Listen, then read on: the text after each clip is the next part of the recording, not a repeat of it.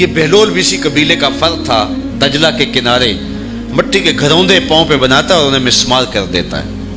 وہ کبھی آپ نے دیکھا ہوگا کہ بچے ریت میں اپنا پاؤں رکھ کر کے اوپر سے ریت تھپک لیتے ہیں اور پھر پاؤں ہولے سے نکال لیتے ہیں، بچ جائے تو بڑے خوش ہوتے ہیں، اور جب کھیل ختم ہو جاتے ہیں تو اسے گرا دیتے ہیں اپنے ہاتھوں سے۔ بہلول بھی اسی شغل میں لگا ہوا ہے۔ بہلول یہ کام کر رہا ہے، گروندے بناتا ہے گراتا ہے، گروندے بناتا ہے گراتا ہے۔ بادشاہ گزرا، پوچھا بہلول کیا کر رہے ہو؟ ہنس کے کہا جنت کے مکان بنا رہا ہوں۔ کہا بیچتے ہو؟ ہاں بیچتا ہوں۔ کتنے کا؟ 10 روپے کا، سیل لگائی ہوئی ہے۔ بادشاہ مسکرا کے گزر گیا، دیوانہ ہے، مجنوں ہے، اپنی موج میں لگا ہے۔ پیچھے سے ملکہ زبیدہ بھی آ رہی تھی، اس نے بھی دیکھا، کہا بہلول کیا کر رہے ہو؟ کہا جنت کے مکان بنا رہا ہوں۔ کہا بیچتے ہو؟ ہاں 10 روپے کا بیچتا ہوں۔ 10 روپے بادشاہوں کے لیے کیا ہوتے ہیں؟ 10 درہم نکالے، اس کو دیے، اس نے دریائے دجلہ میں پھینک دی۔ فقیر اتنی دیر تک فقیر نہیں بنتا، داتا صاحب فرماتے جب تک مٹی کا ڈھیلا اور سونے کی ڈلی اس کی نظر میں برابر نہیں ہو جاتا۔ اور ایک مکان کے گرد، ایک وہ گھروندے کے گرد دائرہ لگایا، کہا یہ تیرا ہوا۔ ملکہ گزر گئی، بادشاہ بھی چلا گیا۔ شام کو اپنے محل میں پہنچے، بادشاہ سویا، منظر جاگا کہ حشر کا دن ہے، پھر جنت کا منظر ہے، جنت میں بڑے بڑے خوبصورت مکان ہیں۔ ایک مکان تو بڑا ہی اچھا لگا، تو جی چاہا کہ اس مکان کو دیکھوں۔ تو جب قریب گیا تو دروازے پہ لکھا تھا ملکہ زبیدہ۔ شوق سے آگے بڑھا تو دربان نے روک دیا، کہا یہ ملکہ کا ہے؟ کہا وہ میری ہی ملکہ ہے۔ کہا دنیا کے ضابطے اور ہیں، آخرت کے ضابطے اور ہیں۔ بادشاہ کی آنکھ کھل گئی، بے چین ہو گیا، ملکہ کو بیدار کیا، کہا تو کون سا نیک عمل کیا ہے؟ میں نے جنت میں تیرا یوں مال دیکھا۔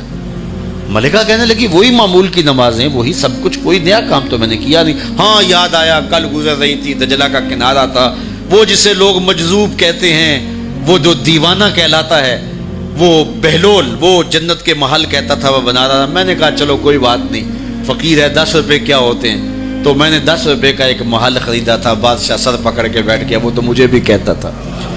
میں دیوانے کی بات سمجھ کے گزر گیا۔ اگلے دن بادشاہ قصدن گزرا۔ جب قصدن گزرا نا تو دل دھڑک رہا تھا کہ کہیں مجذوب پھر آج مل جائے اور اسی موج میں ہو تو کام بن جائے۔ دیکھا تو بہلول وہاں بیٹھا ہوا ہے، آگے بڑھ کے دیکھا تو کام بھی وہی۔ بادشاہ پھر رک گیا، پوچھا بہلول کیا کر رہے ہو؟ اب دل دھڑک رہا تھا کہ مجذوب ہے، کوئی اور بات کہہ دے تو چلو اچھا ہو کہ وہی جواب دے دے۔ اس نے وہی جواب دیا، جنت کے محل بنا رہا ہوں۔ بادشاہ کا کچھ دل ٹھہرا، پھر کہا اچھا بیچتے بھی ہو؟ ہاں ہاں بیچنے کے لیے بنا رہا ہوں۔ بادشاہ ادھر جیب میں ہاتھ ڈال رہا ہے اور ادھر پوچھ رہا ہے کتنے کا؟ کہا آدھی حکومت لگے گی۔ کہا کل تو 10 روپے کے بتا رہے تھے۔ کہا کل تم نے دیکھا نہیں تھا، آج سودا دیکھ کے لے رہے ہو۔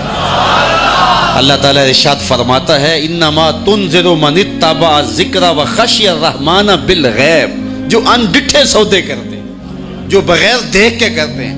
اچھا چلو ایک خوشخبری میں آپ کو بھی سناؤں، اور وہ خوشخبری رسول اللہ کی زبان سے۔